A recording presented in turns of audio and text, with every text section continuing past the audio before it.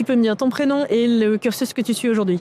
Alors, je m'appelle Emma et je suis un cursus dans une école d'ingénieurs généralistes spécialisée dans le numérique. Quelles questions te pose-t-on le plus souvent sur le salon de l'orientation quand tu es en JPO? Généralement, on me demande de présenter l'école et de dire quelles sont ses particularités. Donc, nous, on dit beaucoup qu'on est généraliste, justement, donc qu'on a plein de formations différentes. Et après, les questions qui reviennent le plus, c'est le salaire à la sortie, si on est content dans l'école, comment on s'y sent, voilà. Et alors? Moi, je suis très contente de mon école. On a un salaire moyen qui est de, je sais plus, 46 000 € par an, un truc comme ça à la sortie, donc c'est bien.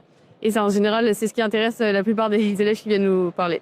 Et la question qu'on ne te pose pas, et pourtant ça serait sacrément bien qu'on te la pose. Franchement, il faut venir avec ses questions et ce qu'on a envie de savoir. Donc je pense que les gens, en général, préparent un peu leurs questions parce qu'ils savent qu'ils viennent. En fait, au fil de la discussion, on finit par parler d'un peu de tout. Donc il faut quand même se préparer un peu. Oui, je pense qu'il faut se préparer parce que si on vient sans rien connaître, il y en a parfois qui viennent, ils savent pas ce que c'est une licence, un bachelor, donc il faut tout leur réexpliquer, même pour eux c'est dommage. Et les 3 questions à se poser quand on veut chercher la formation qui va être la sienne? Alors moi, les questions que je m'étais posées, c'était qu'est-ce que je veux faire plus tard, c'est-à-dire je savais que je voulais pas faire un métier, faire par exemple du droit où je devrais plaider, tout ça. Moi, quelles sont nos compétences? Ensuite, quel train de vie on veut et quel quotidien aussi on veut avoir.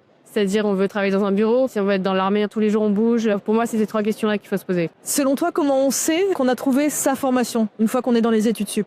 Je pense que ça se sent directement si on est épanoui ou pas. Moi, j'ai des amis qui étaient donc dans mon école l'année dernière et ils ont senti directement que c'est pas ce qu'ils voulaient faire, alors que moi, par exemple, tout de suite, j'ai adoré les cours, j'étais hyper intéressée. Enfin, ça se ressent avec ce qu'on a envie de faire. Quand on parle à d'autres gens qui font pas les mêmes cursus et que ça nous donne plus envie que ce qu'on fait, il faut pas hésiter à changer, quoi. Le meilleur conseil que tu puisses donner pour trouver la formation qui convient? Je pense que c'est se renseigner le maximum possible, c'est faire le plus de salons d'étudiants possible, aller parler aux écoles, faire les journées portes ouvertes aussi. Moi, c'est comme ça que j'ai choisi mon école parmi un peu toutes celles qui se ressemblaient. C'est en y allant, j'ai vu l'ambiance, puis j'ai parlé à des profs et je me suis dit que c'était là que je voulais aller. Si on va pas sur place, en tout cas pour moi, c'est compliqué de se rendre compte vraiment de ce qui nous attend dans l'école. Dans l'école et dans la ville? Ouais, dans la ville, faut y aller, ou en tout cas parler à des étudiants qui sont dans cette école, à des profs, voilà.